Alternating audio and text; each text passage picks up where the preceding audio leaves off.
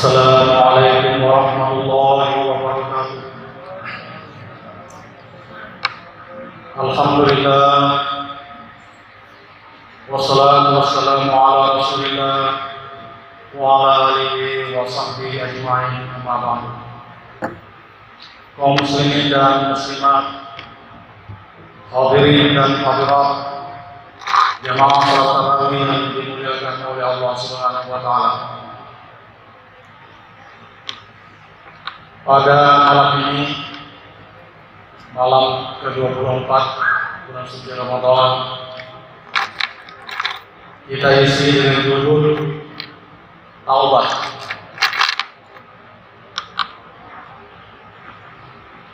Mula-mula ada yang disebut dengan taubat, ialah ketika kita Adam bersama dengan nenek kita Hawa mempunyai masalah besar di dalam surga. Dan ketika itu Allah marah besar kepada iblis. Dan kemudian berakibat kepada kita Adam,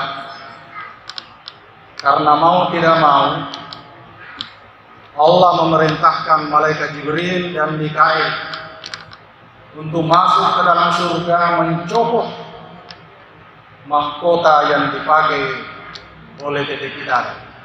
Copot. Kemudian ada tanda kemuliaan di jedanya ini, dicopot juga. Kemudian digantung di pohon. Ketika itu Adam menganggap bahwa itu sudah selesai karena sudah dicopot. Ternyata baru awal, karena dua orang ini segera diusir dari surga. Begitu tahu dirinya diusir, Adam merengek-rengek minta ampun kepada Allah. Ampuni ya Allah, ampuni ya Allah. Itu ucapan Adam yang tidak pernah berhenti. Tapi Allah mengatakan, kau harus jauh. Kau harus jauh. Maka terjadilah kedua orang ini tinggalkan surga, kemudian suruh menjadi penduduk bumi. Terjadi pada hari Jumat. Adam diciptakan pada hari Jumat. Adam disuruh turun ke bumi pada hari Jumat. Adam meninggal dunia pada hari Jumat, dan nanti hari kiamat terjadi pada hari Jumat.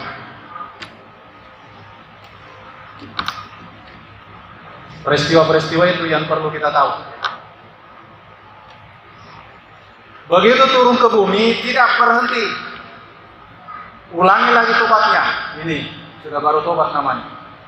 Ulangi terus tobatnya dengan kalimat yang Allah cantumkan di dalam Al-Quran.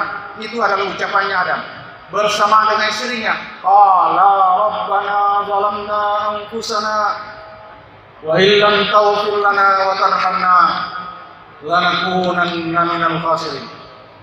Qala rabbana, Adam sama Hawa berkata, ya Allah, zalamna anfusana, kami menganiaya diri kami. Wa illam taghfir lana, jika engkau tidak ampuni kami, wa tarhamna, dan engkau kasihani kasihani kami, lanakunanna minal khasirin, maka pasti kami menjadi orang yang merugi. Jadi ada penyesalan di sini. Jadi tobat itu mesti ada penyesalan. Begitu Allah tahu bahwa Adam bersama dengan istrinya betul-betul menyesal, maka barulah fatalaqqa Adamu min rabbih kalimatin fataba alaih. Barulah ada keputusan Allah, fataba alaih. Kalau begitu Adam, saya terima tobatmu. Jadi di sini pertama terjadi istilah yang namanya tobat. Jadi dosa itu pasti anak cucunya Adam pasti berdosa. Tidak ada istilah tidak berdosa. Karena sejak dari sini sudah mulai muncul dosa. Jadi turun-temurun yang namanya anak cucu Adam, tidak ada yang tidak ada dosa, pasti ada dosa. Orang biasa ada dosa, kiai ada dosa. Ya, termasuk para nabi ada dosa. Cuma bedanya kalau nabi masuk, begitu melanggar, langsung turun malaikat turun, kau melanggar. Jadi langsung selesai. Jamaah sekalian berbahagia, tobat artinya kembali ke jalur. Karena banyak sekali manusia ini yang salah jalur. Salah jalur. Maka kalau kita mau kembali ke jalur, itu baru namanya tobat. Sehingga Allah Subhanahu wa taala memerintahkan ini supaya kita perhatikan jalur. Masuk ke jalur. Bapak dan Ibu sekalian yang saya hormati, tobat ini sebenarnya adalah sebagai bentuk pengaman bagi orang yang berdosa agar jangan Allah Subhanahu wa taala benci kepada kita. Jadi sebelum Allah benci kepada kita, lebih baik duluan bertobat. Itu caranya. Atau tobat ini dianggap sebagai fasilitas bagi orang yang betul-betul sadar bahwa saya salah, maka gunakanlah ini. Tidak ada cara lain untuk bisa kembali kepada Allah terkecuali dengan jalan tobat. Jamaah sekalian berbahagia, kalau kita mau melihat kecenderungan orang melanggar, perhatikan kalau dia tiba di depan lampu merah. Di sini di pintu ini juga ada lampu merah. Begitu orang berhadapan dengan lampu merah, bagaimana tindakannya orang? Orang yang mendapatkan lampu merah ngomel, tidak tahu fungsinya lampu merah. Dia ngomel, kenapa nyala lampu merah? Ini saya mau cepat. Itulah kecenderungannya orang melanggar. Tidak ada orang yang berhadapan dengan lampu merah berterima kasih. Adakah pernah kita dengar? Oh, menyala lampu merah, saya berterima kasih kepada lampu merah karena engkau menyala. Seandainya kau tidak menyala, adalah dua kemungkinan. Kalau bukan saya yang tabrak orang, saya ditabrak. Tapi tidak ada Pak orang yang berterima kasih kalau lampu merah menyala.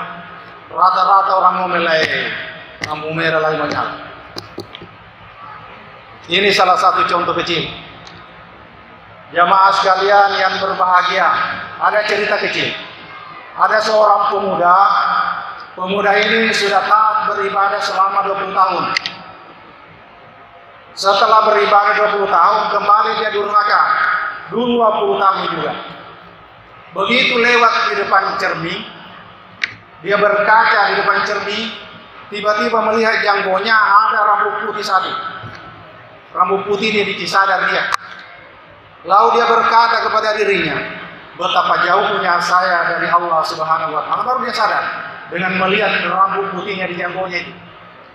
Jadi ini juga pelajaran, pengalaman juga ini. Sering-sering kita berkaca supaya kita ya siapa tahu bisa sadar dengan cermin yang kita hadapi. Karena cermin itu tidak pernah berbohong. Yang paling jujur itu adalah cermin, tidak pernah berbohong. Ya, jangan ngomeli cermin Pak, ngomeli diri sendiri karena begitu.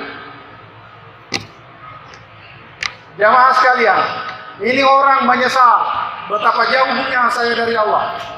Lalu dia berpikir, saya akan kembali. Lalu dia mengadu kepada Allah, ya Allah, masih adakah kesempatan untuk saya bisa kembali kepadamu? Maka orang ini tidur, begitu tidur dia bermimpi. Dia ada jawaban empat dia dengar jawaban di dalam mimpinya. Jawaban pertama, dia mengatakan, ahbab tanapah engkau cinta kepada saya, maka saya cinta kepadamu. Kemudian yang kedua jawabannya, tarak tanah pataraknaka, engkau tinggalkan saya, maka saya tinggalkan engkau. Kemudian yang ketiga jawaban, asaitana fa asaitu. Engkau durhaka kepada saya, fa ubakhilnaka, maka saya tinggalkan kamu, maka saya tidak perhatikan kamu.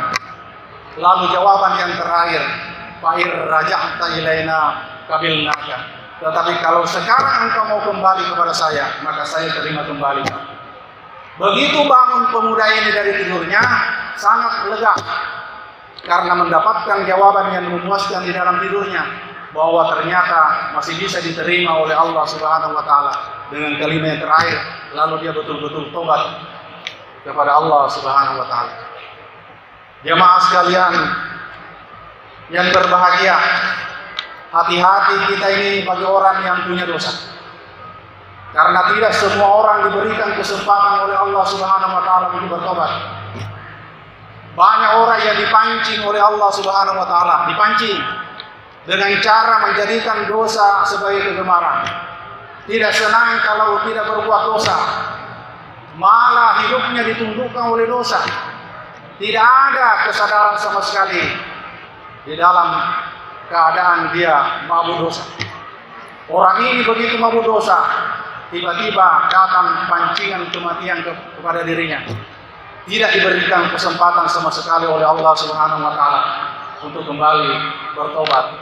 Hati-hati dengan peristiwa yang seperti ini. Orang yang seperti ini kadang-kadang kalau sudah mati, tidak ada kebaikannya yang diingat sama sekali.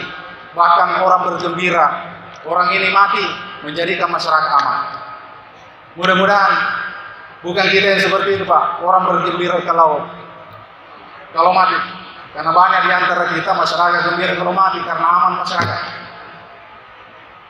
Jamaah sekalian yang berbahagia, mari kita mengobati dosa kita dengan istighfar.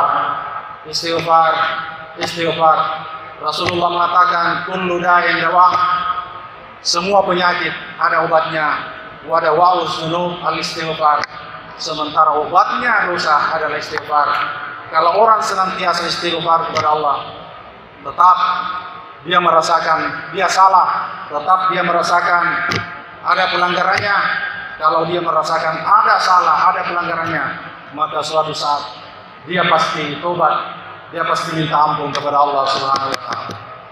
Mudah-mudahan ini di bulan Ramadan fasilitas yang sangat baik kita gunakan, dan mohon masih ada 5 malam ini kita siapkan waktu untuk salat tobat 2 rakaat. Kalau sudah dibersihkan dosa kita ini, baru keluar nanti Ramadan, ya mudah-mudahan tidak terulang lagi. Kalau terulang lagi kita melakukan dosa, berarti tidak terlalu tebal kita punya dosa karena sudah diselesaikan. 5 hari ini usahakan bangun kapan saja kita mau salat tobat 2 rakaat. Lalu istighfar kepada Allah 7 kali. Kemudian hati kita mengadu kepada Allah dengan segala kesalahan. Ingat semua kesalahan, sebut semua kesalahan. Tidak apa-apa kalau perlu kita teteskan air mata mengikuti daripada penyesalan kita terhadap Allah Subhanahu wa taala. Saya kira begitu. Wassalamualaikum warahmatullahi wabarakatuh.